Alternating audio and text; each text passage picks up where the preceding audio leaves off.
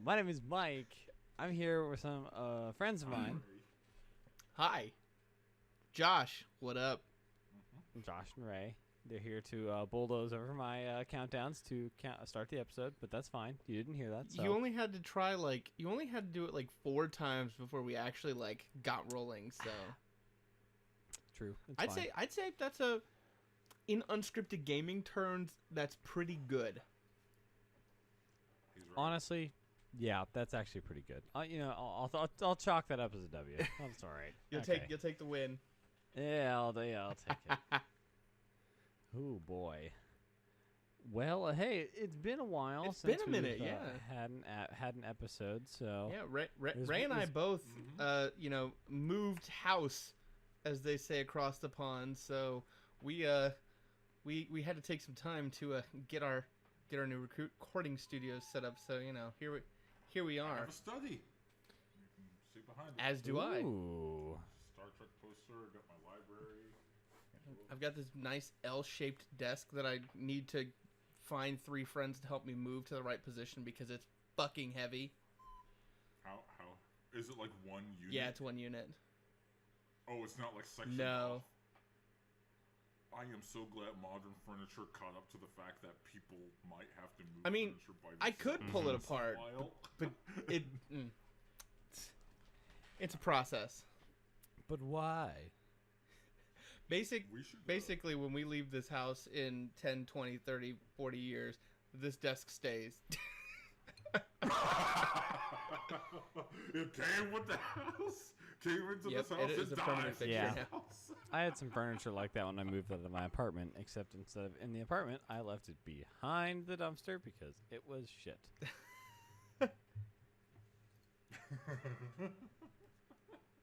Wait, what? So, we should talk about video games, and if you guys don't mind, I want to start with the one that I really wanted to talk about a couple weeks ago. Yes.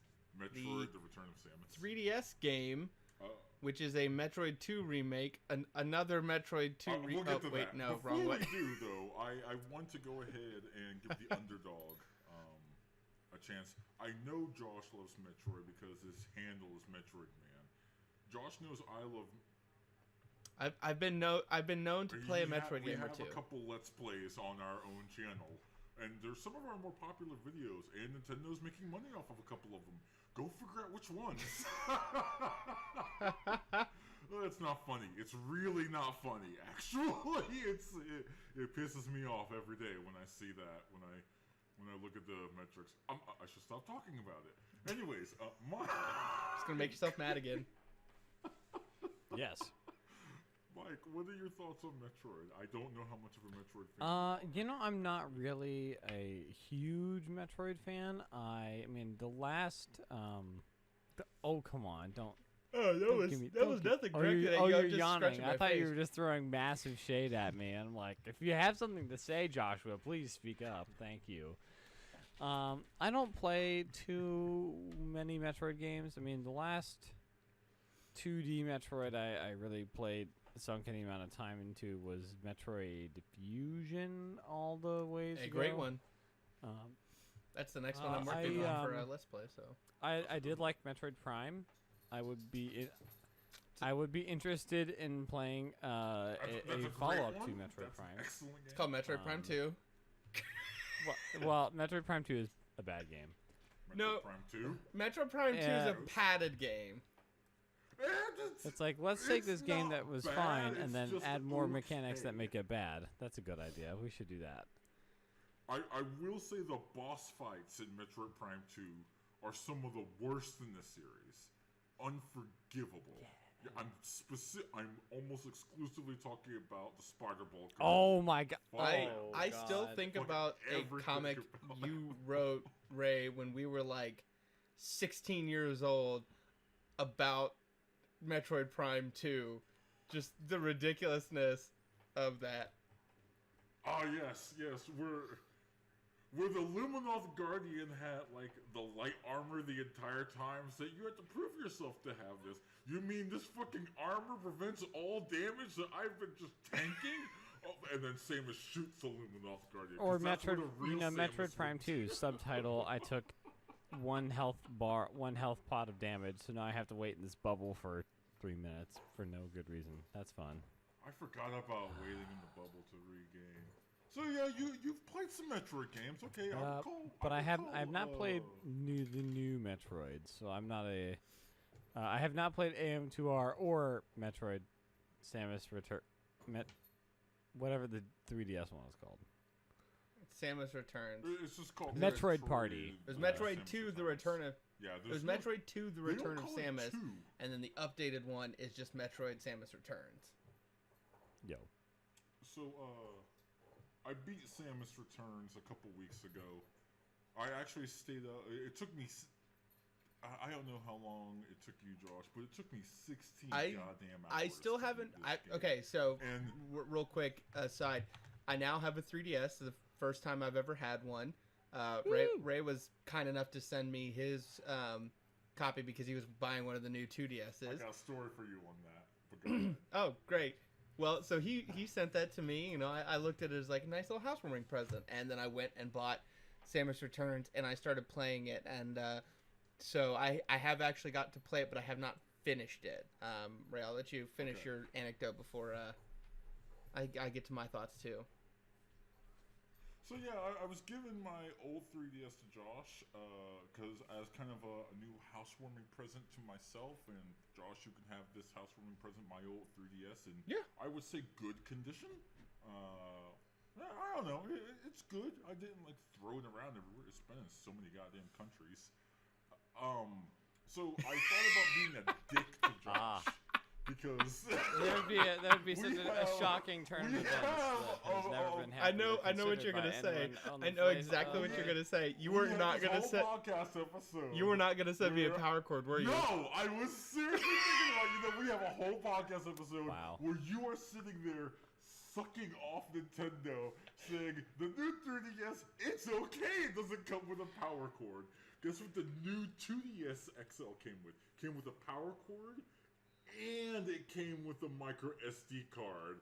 They're just feeding you everything to be a good consumer. The new 3DS came with a middle finger and the console in the box. So I thought about sending Josh the new 3DS with a picture of me giving the middle finger where the power cord should be located. It's weird. Why is there this like 70% off coupon for a Wii U? That seems weird.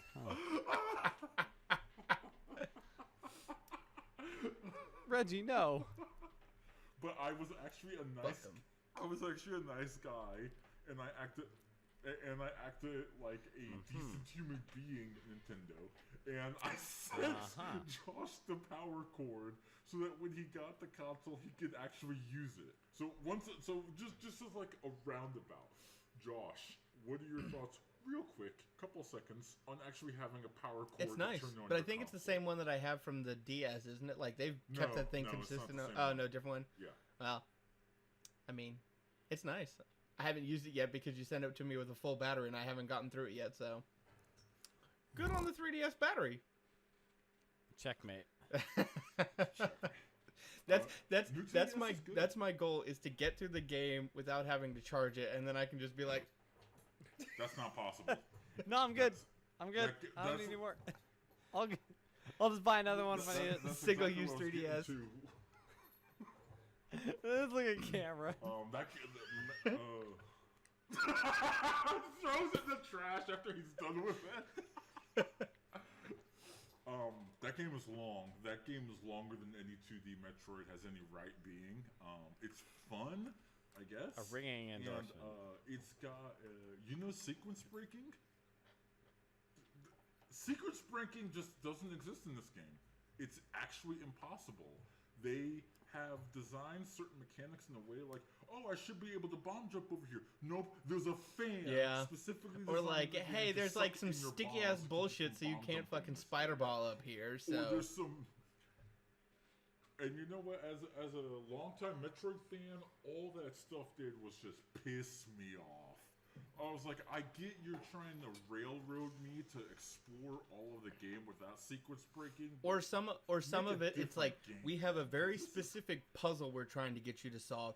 And yeah, you can see the solution if you were to like play this as a typical old Metroid game, but you can't do that. So Yeah. Yeah. If you wanted to like sequence break your way, like do a certain space jump or a fake space jump or a wall hop, with a bomb jump, no, they still like account for that, and I'm like, I am shocked that you took it to the fact that I'm going to try to sequence break here, and then you made it impossible, and that's just. It's like if you're trying to explore the game in like the in-universe, the Chozo were dicks. They saw Samus. let's make this as hard to navigate as possible. No, you're gonna do this the right way, bitch. Also, something that really angered me about Samus Returns. I have fun with the game, obviously. I beat it 100%, and I don't know if you saw the little things that stop you from getting certain items to get it to be 100%. But they look familiar, and you might need a certain little buddy sitting next to you to interesting. unlock those items. If you know Like a companion. Yeah, to get 100% of the items in the game, you have to wait until you're at the end of the game. And that feels stupid to me. That feels really, really stupid. Yeah, like the last thing I want to, in Super Metroid, after I defeat Mother Brain, the last thing I want to do is like, ooh, gotta go back and get one more missile Item tank. hunt. No, it's not even one more. It's like 10. It's like 10 other items are blocked off until you basically beat the game. How far back do you have to go to get those? There's warp points, but all over the goddamn game. Every single area has a specific item that's blocked off, if not two. That's annoying. How did you do? We'll talk later. Okay. I'm talking. And Mike is What's up? Mike is fucking with the camera and zooming. Mike has learned how to zoom the camera. I'm not really sure what's happening, but it's Metroid is stop. It's not. It's I bad. Don't call this game bad. It's not What? bad. It's just a weird Metroid game. Oh, and all the doors. I've never played a Metroid game with so many different doors. Doors? The plasma door. The charge door is one of the stupidest doors that's ever existed. The charge beam door. Like, I actually looked it up. Like, did the guy that created Metroid have a hand in this game? He was the producer. What the fuck are you smoking? Remember, Ray, we're in a post Other M world. Anything is possible in Metroid. This is true. I'm gonna end. All right, so I'm gonna end my thoughts by saying this: AM2R is the better one. AM2R is the better Metroid. Spicy. yeah. No, that's not even spicy. I think that's just the fair assessment. Thank you, Nintendo, for acknowledging Metroid as a franchise and a series and giving it some love and attention. But the fan game is better in so many ways that respects the series. Honestly, Would you like the Metroid Man's anyway, thoughts and opinions? I actually would love your thoughts and opinions. So I will say I have not beaten the game. I am about into area 4, and I will say this game feels, while there's traversal, it feels super linear. Oh yeah. I really, really, really wish this game came out on the Switch. First thing I'll say. Okay. All right. As somebody who has never used the 3DS before, the movement with that fucking thumb pad is awful. I will also agree that I got a couple hand cramps while playing this game. Every time I play it, I have to stop because my hand gets sore. Yeah, that happens. My screen just went to sleep. So I really wish it had come out on the Switch because I want a proper controller to play it, or at least give me some options that I can change the controls so that I can put the movement on the D-pad and then put the D-pad stuff on the thumb. Like, give me some of those options. Personally, I feel like I like the move. I like the movement. I like the combat. I like the atmosphere of that world. But I feel like the combat gets a little rote at times. Like it's really, honestly, every time I've been in somewhere, I'm like, why am I wasting time trying to like aim with this fucking thing? Like, let the enemy just charge me, parry it, shoot it. Yeah. Solved. And it's just, it's frustrating to feel like there's just the one way to approach every situation, because the controls don't really allow you to tackle it different ways, or it feels like it's just a chore to do anything else other than sit, wait for the charge, and then parry, shoot. Have you encountered the Metroids yet? Almost like the go ahead, Mike. Almost like the parry is like too good to not use. Pretty much, yeah. Like, and the tell that an enemy is going to charge you is just so, like, it's so obvious. It's like there's a sound, the enemy charges up, there's a little flash of light, and it comes at you. And it's like you know exactly what's happening. You're like, okay, you know what? I'm taking too much damage. It's just ching, poof, gag. Have you encountered the Metroids yet that fucking leave the goddamn room when they take too much damage and become invincible? No, I have not seen those yet. I've heard about them, and they sound like a bitch. It is padding. It is padding the game. There is no legitimate reason to do that except it's just padding. And I hate it. I hated that. There are, when you're hunting Metroids, there are some that, when they take too much damage, they're like, oh, I'm just going to leave. And then you have to go, while they're leaving, you can't freeze them with your ice beam, which, fuck you. Why can't I? So stop. You stop right there. You can't in-game explain this one away. Let me freeze them. They just they go into a little hidey hole and then they run away. And they're like, oh, they're gone. You have to go re-hunt that Metroid. It's in a different room. What room? I don't know. Go find out. Why? What? The other Metroid games didn't do this. Why is this one doing this one? AM2R didn't do this one because it's a waste of goddamn time. You know what? I appreciate the game because it is a different take on what a 2D Metroid platformer can be today. And I think that there's room in the world for both the AM2R faithful recreation of Metroid 2 and then this new interpretation of the game in today. Kind of like, Zero Mission added a lot of stuff that wasn't in the original Metroid. They really took a lot of what platformers had become and looked like in that time and shaped the game around that. So I do appreciate that they were willing to try something new. I may not like everything about it, but I appreciate that they've done it, and I can see why they made the decisions that they made. But I'll be honest that the part of the reason why I have not been playing this game as much is because another Metroidvania style game has actually been taking up way more of my time. And I can talk about that a little bit. Please. So it's not actually a Metroidvania game. The creators call it a Metroguelike. Very clever. It's a small indie team. I think it's just like a handful of people. But it's a game called A Robot Named Fight. And the premise is basically you're a robot name. and these... Right? You're a robot in this utopian robot, and these fleshy monsters have descended from the heavens, and you need to kill these fleshy monsters, and you're a robot, and your name is Fight. And it's a run-based Metroid game. And if you play the game, and I might record myself playing some video and throw it up on the channel here soon. Please do. There's a lot of very clear inspirations from Metroid from the movement, some of the upgrades, even the sounds sound very similar to a lot of stuff in Super Metroid. But honestly, it's a procedurally generated run-based Metroid game. So, there's progression, there's backtracking, you're collecting items that allow you to get through different areas, but if you die, you go back to the beginning. And I think Mike and I were...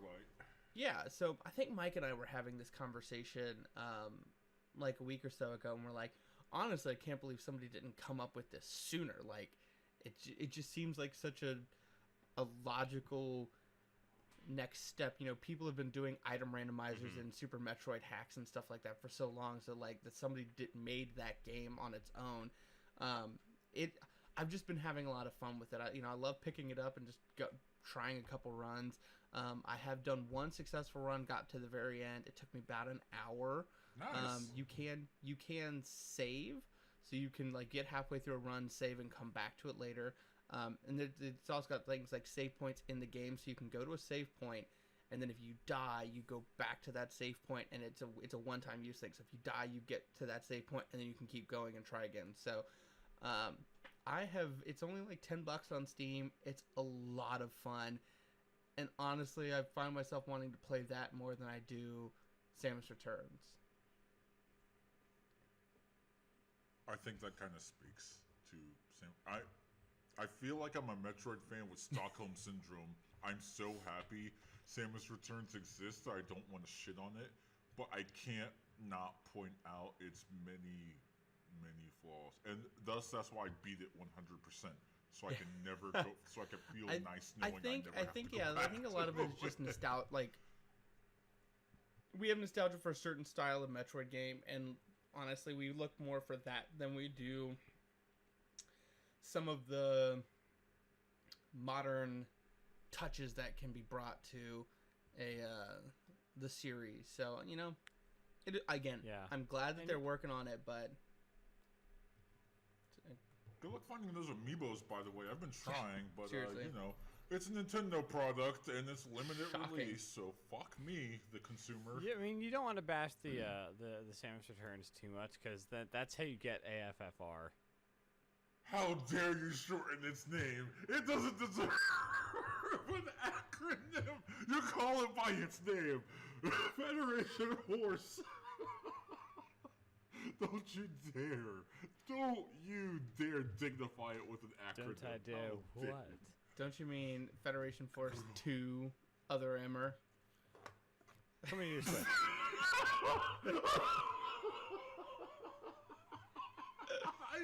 I can't even imagine what kind of train wreck of a game that would be. It'll be like you get the see. Okay, here's the real pit of despair. You get it's the new Metroid collection for Switch. You get the Other M HD remaster. Okay. Yes. You get Federation Force 1 and then Federation Force 2. And don't forget special guest Blitzball. Blitzball. Or Yes. whatever. Blastball. Blastball. I They should. You know what they was should a do thing. is they should, in the Switch version of Rocket League, just put a Blastball mode in there. Can we Mike, stop? Mike, I think it's time Can for we you to s- talk about a video can we game because I stop can't do this here? anymore. I want to talk with Mike about Cuphead. I played like 10 minutes. That game. That game doesn't give a fuck Please. about you. Okay, yeah. So I did put up a little, just some brief footage of me playing some Cuphead, a couple yesterday, as of this recording. Yeah. For those who don't know, it is a like 2D, mostly boss rush kind of, a bullet hell kind of game. But the main catch is that it's kind of a 1920s, 30s cartoon aesthetic. I mean, in like the music and all the character design, and the animation, and it just like the polish on that is just so insane. Like it's such a gorgeous game just to look at, like, and just see all the animation of the guys kind of bouncing up and down, like in. I love the way it looks. That's $20 of the purchase right there. Absolutely. I mean, I'm not too far in. I think I just beat the first world out of 3, so I don't think it's a super long game. Yeah. But that yeah. game is no joke. Like those fights can be tough. Like I think I said before, the length comes in the difficulty. Like, it took me 17 hours to beat that game, and there's no. I mean, the game taunts you by showing you, oh, you beat that boss. It only took you a minute and a half. Like, no, fuck you. I've been here for half an hour fighting that boss. The last run of that boss took me a minute and a half. But yeah, I think I'm still getting used to the like the gameplay of it. Like it's not. I mean, it's not the most like. I'm not like. I mean, I like the gameplay. I think it's. I mean, it's pretty. It's good and challenging. But I think I'm more drawn to just the art style, and just the polish of it. Just because it's. I mean, there's nothing else like it, and it's just so well done. Like they just put you can tell they just put like a ton of effort into it. And I mean, I read about like the development of this game, and the guys had talked about, and the developers talking about, yeah, we had to like remortgage our house. Which sidebar, I think it sucks that you have to do that to like take a creative risk. You have to like get another mortgage on your house. That's kind of a bummer. Sidebar done. But it's just obvious to tell that they've just put so much. This was such a labor of love, and it really kind of shows. Is just, it's certainly one of the most memorable and just standout styles that I've seen in the game. I mean, it's just haven't seen anything like it, and it's just, I mean, it's the kind of game that I want to, like, I'd want. This is the kind of game like my mom doesn't really play any games, but this is the kind of game I'd want to like. Mom, take a look at this. Like, can you believe that this is a game? Yeah. Like this is It's wild. a spectator game. Yeah, it just to show like what the medium is capable of. Just as like, I mean, I think it's that kind of game, and I think that for me, that's like what the really cool part of Cuphead is just like. Is just going to be introducing people. Just, I mean, yeah.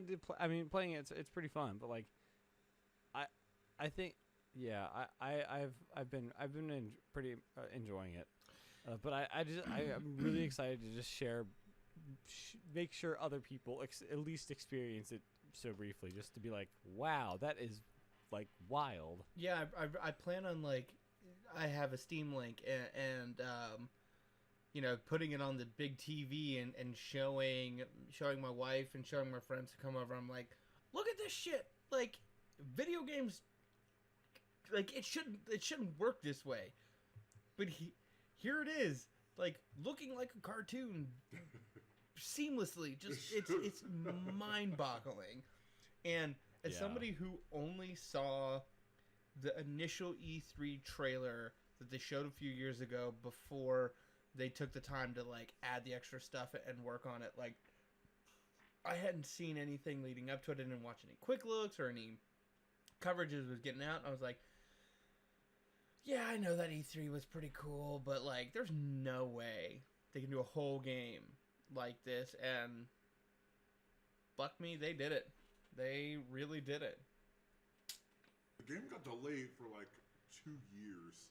And it was, whenever one of my friends would bring it up, like, oh, Cuphead got delayed again, I would always bring up, look at the art, and that game is like one of the few where, like, it's getting delayed. Yeah. Okay, take all the time you need. Like, by the time it comes out... Well, I know some of that was, like, when they were talking about it after the first trailers and stuff came out a few years ago. They're like, oh, it's just a boss rush, and people were like, oh, wanted a little more. So they took some time to like go back to the drawing board and add some of the run and gun levels and add stuff besides just the bosses. Mm-hmm. So that also was kind of like, you know, they kind of reworked that game from the ground up a little bit. So part of the reason why it also took a little longer. But minor hot take. I think the run and gun levels are not very fun. I'm with you, Mike. I actually in World 3 stopped playing them. But before like, I hated them. Like they're cool. But I think the game really shines in like the more like tightly designed boss encounters. Like, I think they're cool. I'm glad that they added them.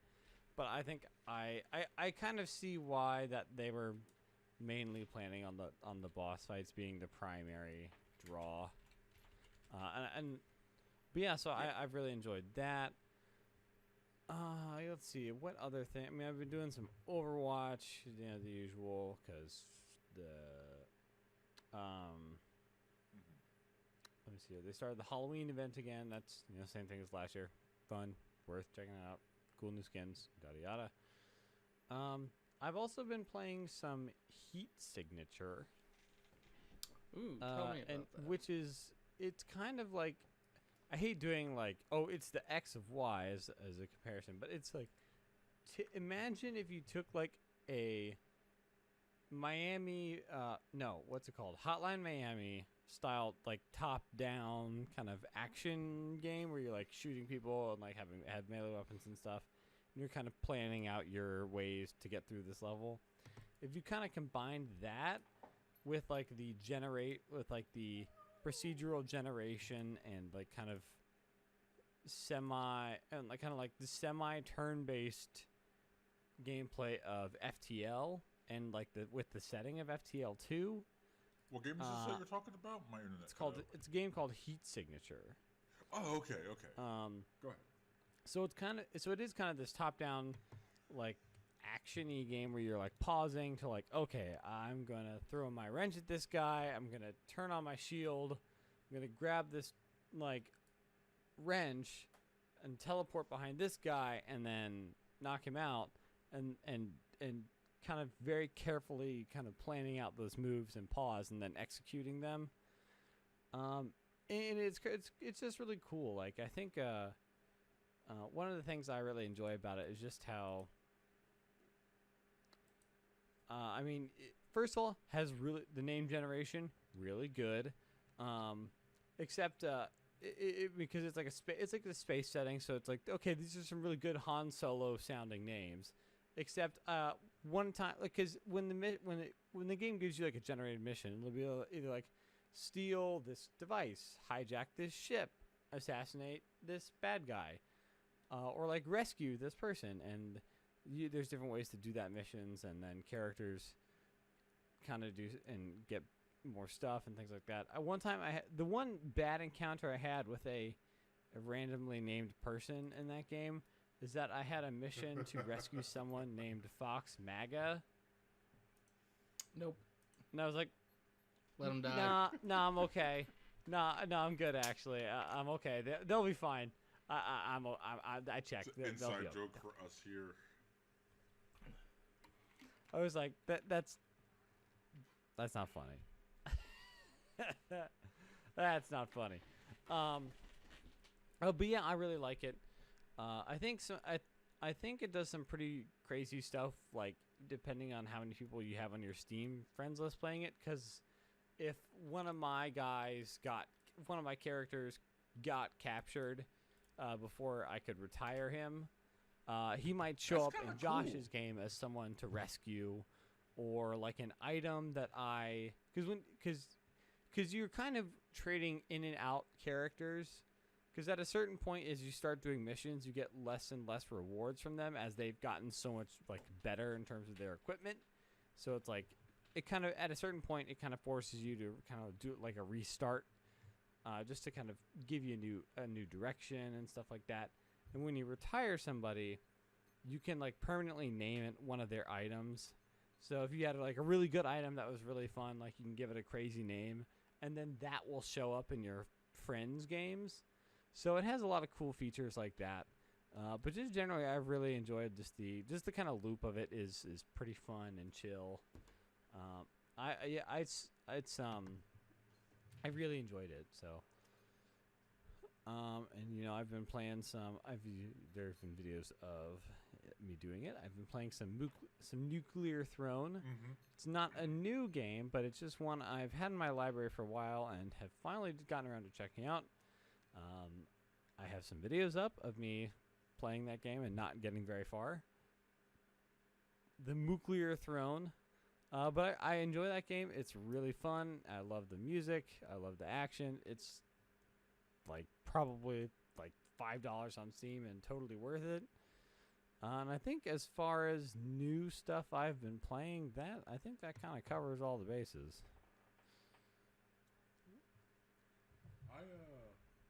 Speaking of games to delve back into, I've actually been playing Metroid Prime 3 Corruption in anticipation for Metroid Prime 4. And I have thoughts on Metroid Prime 3 Corruption. It's fun, but it reminds me how much I hate motion controls. There are too many times where the game's like, do you want to advance? Hit these buttons. Pump that switch. Raise that lever. morph ball here, then pump this switch, then remove this blocking shield, then scan it, then it is busy work. I have not played that game since it a- originally launched. I'm pretty sure. I think that speaks to it, Yeah. honestly. That is probably that and the original Metroid 2 are probably my least replayed Metroid games, in that I've never replayed them. I think And Other M. I mean, I think I've told the story several times. I played Other M, beat it the same day, then it went straight back to GameStop and store credit, because fuck that game. You know what? I brought mine back too. I sold it back. I shouldn't have, because that means somebody else then had to play that game at some point. Oh! I should have taken it to the fucking fires of Mordor and burned it. Man, I might add that game to my collection, just kind of as like the ET cart of what not to do. When you have a much-loved video game franchise, do not make the character the worst thing ever. Maybe there's a reason Samus should never talk. Maybe not. I don't know. But I like Corruption. I'm actually looking forward to when we're done here, like finishing it off. But yeah, that game is busy work. That is busy work. The game. There are sections where the game tells you, I'm not kidding, it actually comes over your speakers and tells you, Samus, you can't advance to this area right now. You better go get that weapon that is now accessible to you on another planet. And I looked at the game like, you for real about this one right now? I hope that they bring at least the original Prime to Switch at some point. That would be lovely. They probably won't. But no, they won't. It's hard to bring GameCube games over to the Switch, which is unfortunate. But god damn it, I would love it.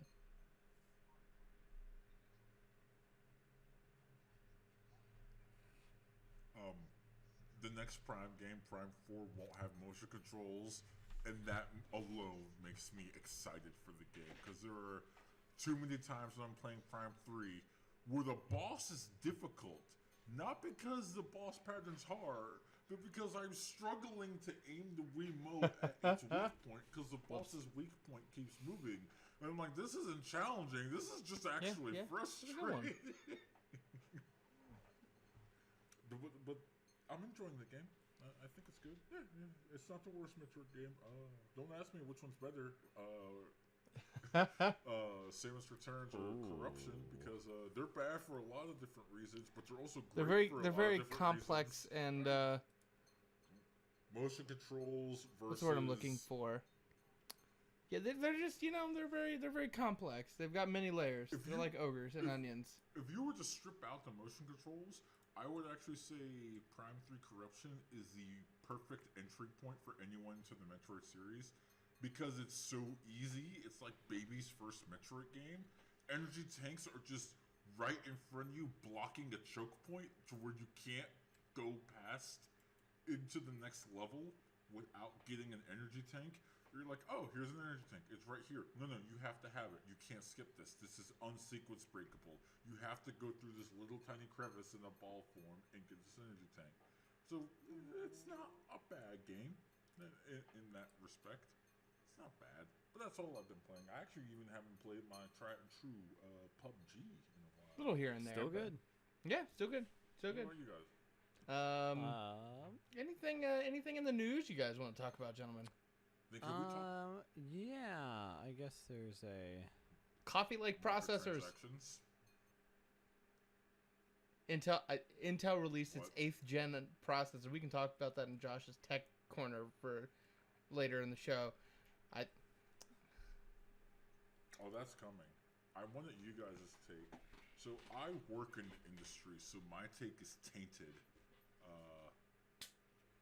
But you guys' take on loot boxes and microtransactions, because Jesus Christ, that has been mostly inflamed by I believe the main culprits here are Forza 7 and and Shadow of War. Nintendo isn't innocent either, hiding behind like content, behind fucking amiibos. Never okay when those amiibos aren't even accessible. So I'm not giving them a I will pass here. say, Don't let I'm them not get gonna away. lie. I Please have looked into recently RF reader writers and NFC stuff to do amiibo spoofing. Sick amiibo It's hacks gotten this incoming. far. What? Oh God! Don't be an not amiibo even hacker. mad. I also think I might be. I also may not buy the SNES Mini and actually build my own emulator box out of a Raspberry Pi, but that's another conversation. Ugh. If you do, don't talk about it for like 8 hours out of the day. Like, maybe you should just build a SNES Classic and just Raspberry Pi or something. No, I'm going to talk about it a lot, and I'm going going to talk about the Etsy process I went through to get like a little like mini SNES 3D printed and sent to me with like a case fan and an LED and all that jazz. Maybe talk to them about painting the top so it looks a little faded. But again, that's a conversation for another day. Right now, we're talking Ever, about maybe loot never. boxes. Is that the kind of... Okay. Mike, continue. I'm going to kill the microtransactions conversation right now. Don't Okay. clap while you do it. Don't clap while you do it, please. So basically, the problem is that the proverbial horse is already out of the barn here because people already buy People already buy games with microtransactions and aren't going to stop doing that because games people want are going to have microtransactions in the future. It's all just going to come down to how it's implemented and whether or not enough people will give a shit one way or the other. For example, like Overwatch is a game that has a loot box style economy where you can't just buy the skin you want.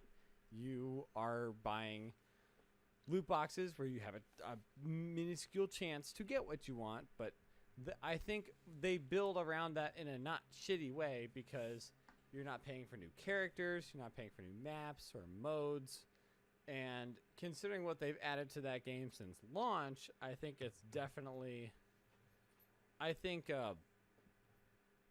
they've definitely justified having letting people buy loot boxes in that game just because of the vast majority of improvements they've made to the game and the fact that all the things that you're buying are cosmetic. Like I think that is a big key is when the transaction becomes when it's something that's impacts gameplay and is in a single player game, that's when it's a real problem. So like for example, I mean, because I've like in the discussion of Shadow of War, there's been a lot of hubbub about how the late game is really, really grindy, and this is a single player game, so it's not like you're paying for content, you're paying for things that make the game easier.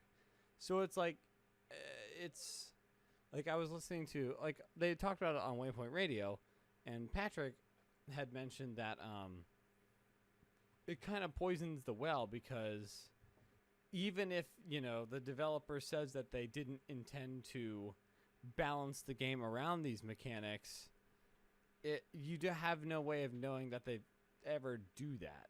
So, I mean, it all kind of comes back to our mantra of, if there are, BS microtransaction mechanics in a full price game, make a lot of noise about it and don't buy it. And then if enough people do that, the free hand of lazy for capitalism will crush those who have unideal market conditions.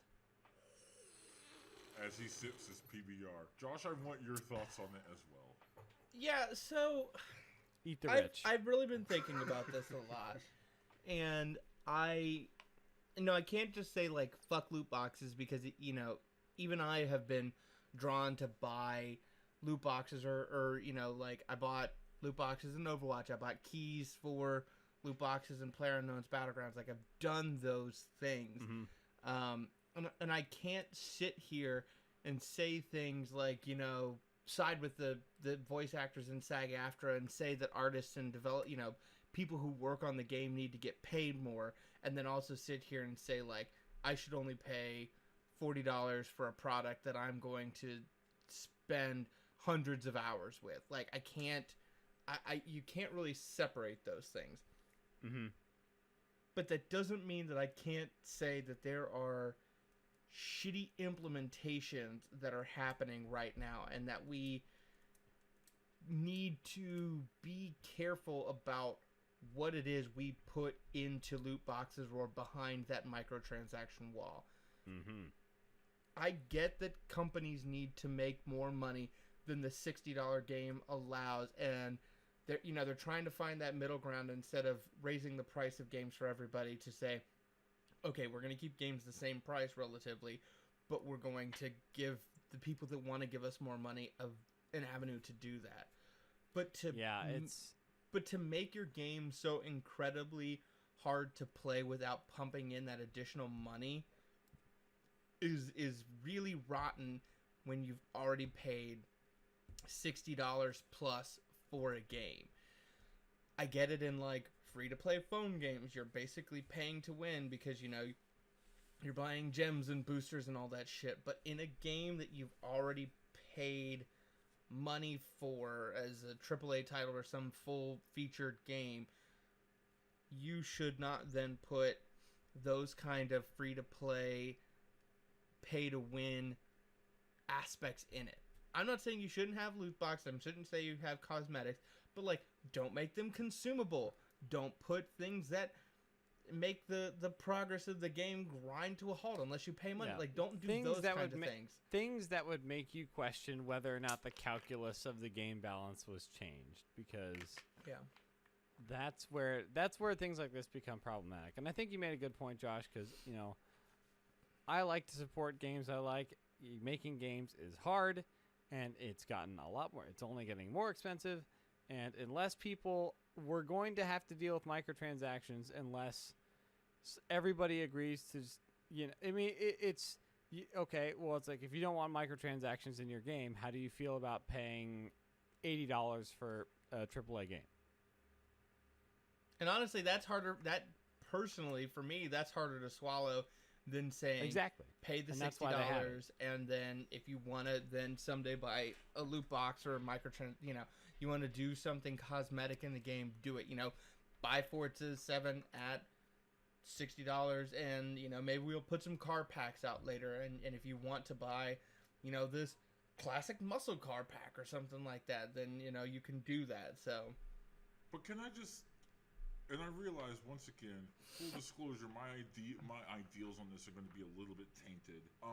The companies that release full release games, $60 quote unquote AAA products that have years of time, energy, money, artistry put into them, it's only the biggest companies that are doubling down on. Like, I'll give you an example of the game that's coming out lately, and I think this is honestly the worst offender. And that's a shame, because I was really looking forward to this game, and now I'm really considering not buying it now as a vote with your wallet type of stance. Battlefront 2, not only is it coming out $60, it's coming out with a season pass. It's coming out with multiple ways to buy the game, up to and including it costing over $100 to buy the game, and it's having microtransaction loot boxes on top of it. And do not for a second tell me Disney EA is struggling for money. This is just excess. It's like, how? It's not a question of we need to make money. In that example, it's how much money can we make, and how much money can we continue to make. And in those loot boxes, they affect gameplay, and that's a multiplayer game. And that is so it's a real bummer. Shitty. But that just, on the other, as justification, So these people, also these companies, I don't like them doing these things, but late stage capitalism demands that they have an obligation to their shareholders to make as much money as possible. Just because that's how it works. So when they don't take advantage of these things and their game makes not as much money as it could have, but still a lot of money, it's a big problem, okay? Yes, I can't blame a corporation who has a fiduciary responsibility to their shareholders not trying to get in a situation where they feel like they're leaving money on the table. I get that. But they need to be cautious because, yes, there is the avenue to make more money, but then there's also the avenue to get us to the point where we finally say enough is enough. Now, I say that and knowing that the sheeple consumers that exist in this modern day don't actually give two shits and will probably ruin the gaming industry even more because they'll never actually vote with their wallet like they say they will. But maybe it'll happen, and they should be cautious because you never know. Maybe some people will stop just blindly buying things because they're from a certain publisher or from a certain franchise. Maybe I'm being optimistic. Hashtag take a knee for microtransactions.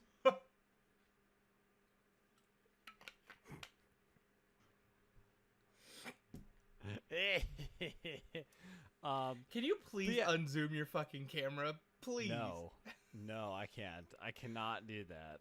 I cannot do that. Can you tell me how to do it? Or is that no, you just pull up your camera settings. See, now you have to screen cap me making some dumbass face and make it the thumbnail, okay? Do that like right now. But I think my final thought on that is when you make a video game, and this goes for anybody, honestly. Like, Josh, nothing stopping you from making a game. Mike, nothing stopping you from making a game. Is a game gonna be a product or is it gonna be a work of art?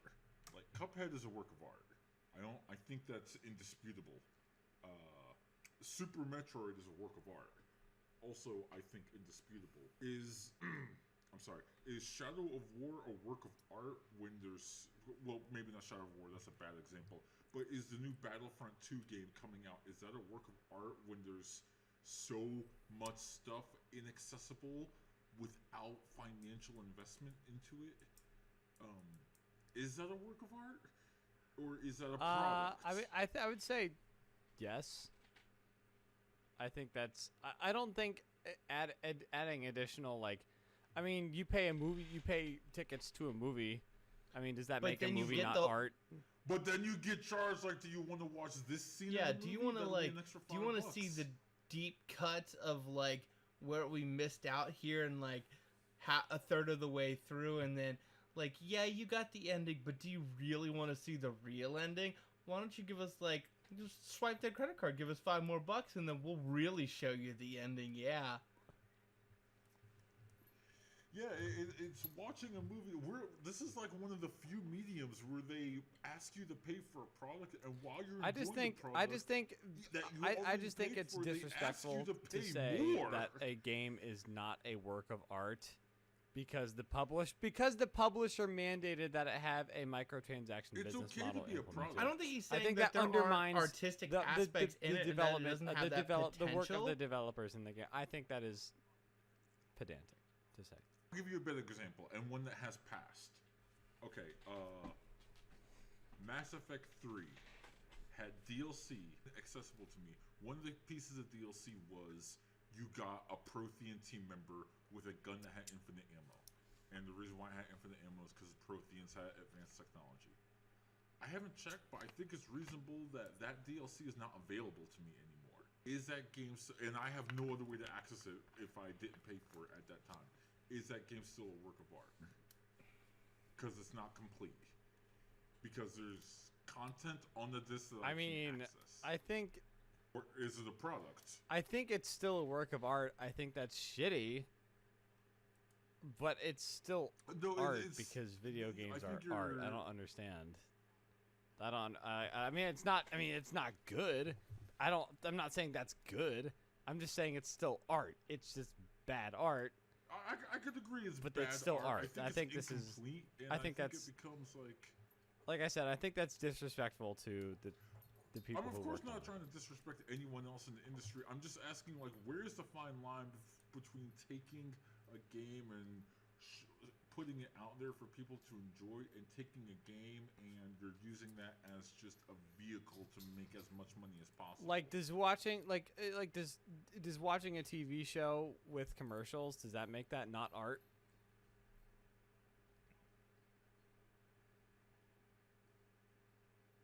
Fair point. Fair point. Sorry, my call had dropped. Hashtag eat the rich. Oh. Nope, we lost. Oh, KO, knockout. Man, you made such a good point. It literally knocked Ray out of the channel. No, my call. Sure. Good, nice recovery. Wink, wink, wink, wink. Stop. Anyways, you were saying about TV commercials. I mean, does watching a TV show with commercials mean that it's not art? I will say that it doesn't make it not art, but it makes it definitely more towards a product. What's a better TV show like? So, products cannot be art. Products can be art. I'm not saying like maybe I'm miswording this. I think he's asking if an incomplete product can be a work of art, because you can't really call paying for the $60 version of Battlefront 2 necessarily a complete product, because of all of the stuff that is locked behind different microtransactions and additional payments. Yeah, that's basically what I mean. Or that there's not artistic elements to it, but like, can you call the base game of something like that locks so much behind additional payments art? Like a full completed piece. And I get that argument. I don't know if I'm fully on board with either of you right now, but I think that's a conversation to be had. I think we're like, I think the answer is yes, it's still art, but it's just it's just not that's good. Poorly worded on my part that it's not art, it's not a complete work. The work isn't finished because eventually. When Overwatch released, was that a complete work of art? You know what? All the things that you never have to buy loot boxes to get all the skins in Overwatch. You have to play for a long amount of time. But they've continually added to the game since its launch. They've added more maps, characters, events, and modes and stuff. Well, Overwatch is also kind of a weird bird because multiplayer games like that, they die. Like, Overwatch has a shelf life, whether we like to admit it or not. Battlefield 2142, I have it sitting right over there on my shelf. Oh, rip. Can't play it. Rest in peace. I'm going to force him out. Battlefield. I mean, whether you guys know it, Overwatch is going to join it one day. Right there. You're going to have the disc. If you have a physical copy, you'll be plugging it in, and it won't work. So, yeah, Overwatch is a complete work, but it's a work that's going to die. Unless Overwatch has a single player mode I'm not aware of on the way. You could play the tutorial level, and you could imagine what used to be. Yeah. That's like a really sad thing about certain like multiplayer games. PlayerUnknown Battleground, one day that game's gonna die. With 2 million concurrent players, it's gonna be a fucking long time, but I mean, it'll be like World of Warcraft, and it'll take for fucking ever. Like, it'll keep ticking along, but it has a shelf life. But a game like, I think one of my favorite examples of a game that made me fall in love with video games again is when I walked to Josh's house and I borrowed Final Fantasy VII and I put it into my PlayStation, played it and beat it with my stepfather, and it was such a great experience. And to be able to have that experience at any given point. Maybe one day I'll have kids and maybe I'll be able to share with them that experience. I think that is the wonder that video games in that interactive medium can bring. But not all games can bring that interactive medium because they have a shelf life, or because in this case, I mean, it kind of reminds me of how hidden behind a paywall. I mean, certain other games are going to suffer their existential, death when you die twice. Your first death is when you physically pass away, but then your second death is when the last time someone ever speaks your name.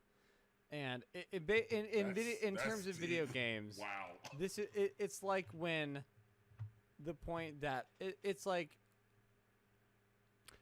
when the last disc of Gex Enter the Gecko is destroyed. That is the first death. And then the second death is when no living human alive will understand the cultural references contained within the PlayStation 1 masterpiece of Gex Enter the Gecko. Okay, so Gex has already died at second death. What it makes Wayne's World references. It's not dead yet. What the fuck is this guy?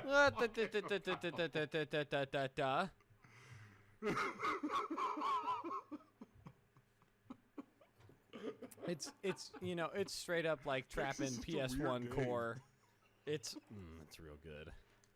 So that's our thoughts on microtransactions, at least. I think overall, they're okay if done right. But the question is, what is done right? I feel cosmetics are fine. What happened to just cosmetics? Yeah. When did people start collectively decided, no, let's fuck with gameplay while we're at it? No way. I mean, I think we're coming to a real turning. I mean, this might be pie in the sky Mike here, but I think we're coming to a real turning point with like awareness of how these mechanics might subtle. Even it's like, oh, you can like grind for their own credits, but it's like, and you don't have to spend any real money. But at a certain point, it's going to impact the gameplay, and I mean, justified or not, I think the hubbub around this stuff might be reaching a point. I mean, because I saw OpenCritic, some bullshit review aggregator, is gonna start surfacing like business like microtransaction business models in like their main information about a game. And as this stuff gets more attention, this is where the the actual like, hey, this game has business models I don't really like, so I'm not gonna buy it. Like that I think that is a lot. Seeing like a microtransaction fueled madness in your $60 single player game is a lot more of a PR killer than it used to be. And I think, and that's kind of what it all boils down to, is when all these execs have an Excel sheet that has a graph, and it's like, okay, amount of money that we can make via gameplay microtransactions in our single player game versus money of people not buying our game because of that. And there's a certain point where those two lines are going to cross. And it's not, and at that point, it will no longer be worth it for them to have those mechanics in that game because it's costing them too much PR wise. And this of course is just assuming that we don't get used to this and normalize it, and then but if we do, then we're fucked. So who cares? I think you're right. You're 100% right, and I am. Hope. Hashtag eat the rich. I hope people. I hope people don't like look at the. There are some people I've been reading online. They're just like, so what? No. You don't know what you're asking for when you say so what. You're giving people the chance to ruin your favorite products, and you're asking for another game industry crash. Is what you're asking for, because that's what excess greed can lead to. That's what kills. Speaking of things that might kill the game industry, I have one other kind of quick hit item I want to wrap up with tonight. because I have to go to bed soon. So last week, BuzzFeed published a news piece chronicling the journey of the internet's greatest butthead, Milo, and Richard Spencer and friends, and the rise of white nationalist lingo and ideas working their way into mainstream right-wing culture. I'm wondering where you're going with this. And a lot of give me 1 second. 1,000. And it's something that I think we've talked about before, and there was very much a conscious effort on their part to use things like Gamergate to start like building up an actionable kind of base of people to kind of Trojan horse like white nationalist and Nazi ideology like into like gaming communities. And obviously gaming has a long time has had problems with accepting diversity. If you go back a long time, ask a lot of people about what kind of treatment that they receive on an MMO when someone finds out that they're a girl, like, for example. That the stories are as old as time, but like seeing how, like, going back to Gamergate and seeing how, I guess, how organized that, like, the hive mind of that was, like, under the guise of, quote, journalistic integrity, which on the surface sounds like, I want that in my games, but like seeing how that from the very beginning they intended to co-opt that to Trojan horse in those ideas is something that in retrospect is very frustrating. That I think a lot of gaming publications could have done should have done more and said more and been more courageous about like getting to the bottom of what is really going on with all of that. And I wish, obviously hindsight is 2020.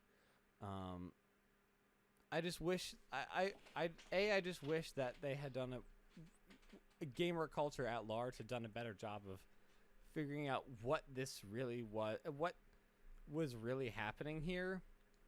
And I guess more importantly going forward, like, just be, just generally just like be kind to people and understand that, like, try not to get whipped up into a frenzy about, X company is doing Y or X reviewer said this. Like, take the time, do the research with like trusted sources, and just check people and learn about them. And when you see them trying to spout out something that is not true or hurtful, call them out on it and don't let them continue to, I guess, distort what it means to be someone who likes to play video games. And that's kind of my parting shot on that.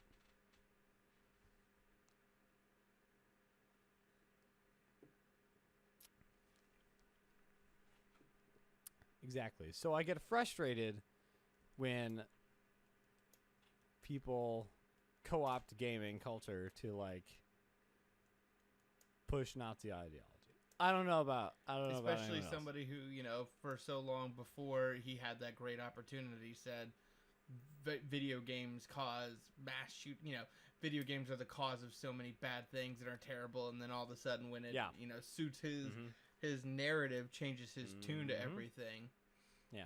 And looks at them as a legitimate media and wants to be on the side of gamers, yada yada kind of thing. So yeah, it's just very. In hindsight, it's just very frustrating how brazen and kind of obvious it was, and unfortunately how effective it was. And just a little something I hope we can do better at. A little bit of just thought put into it, a little bit of digging into some of the allegations and the people making those allegations, and looking into things that they had said looking at things and said previously and said, hey, maybe this person's being a little disingenuous and trying to capitalize on this situation, but like that never really happened, or if those did happen, those people probably got shouted down because of the anger surrounding the events. Just like we have to be a little more discerning with the information we're giving and the people we receive it from. Like, and I'm talking about everybody. You've got to be very critical and question. You can't just take one source and one headline at face value. You have to dig deeper. Yeah, and I'm definitely not saying give a free pass to, I'm like, don't give a free pass to someone just because they probably, I don't know, like voted for Hillary or something. Like, question everybody. Like, but at a certain point, you have to understand that like certain ideas just don't have a place in decent society, and that we shouldn't let people co-opt elements of our hobby to spread their hateful message. Yep. True to that. And I think that's all I got. And I need to go to bed soon because I'm a child. Yeah. It's okay. The Coffee Lake CPUs aren't going anywhere. All I'll say right now is I think Intel's making a huge mistake with releasing these right now, even though that benchmarks and stuff are good. We'll talk about that later, though, because I have some thoughts, and I think Intel's kind of screwing themselves a little bit here. But to make sure you are here when I do talk about the new Intel 8th generation Coffee Lake CPUs on the X370 motherboards, you should make sure you're subscribed to us on YouTube at Unscripted Gaming, like us on Facebook at Unscripted Gaming, follow us on Twitter at Unscript_gaming. Don't want to watch us on YouTube? You can also get us on SoundCloud, Stitcher, Pocket Cast, iTunes, Google Play Music, anywhere your podcasts are sold. You can get us, put us in your earballs. I really wish you weren't doing this right now. Doing what? Skirt, skirt, skirt. This is why we're going to have video next time, because no one knows what's going on right now in the background. Yes, we should do that. We should have video. We should also. They have talk shows on Twitch. We can just stream episodes live too. That would be a mistake. Then what you're saying is we should do it. Probably.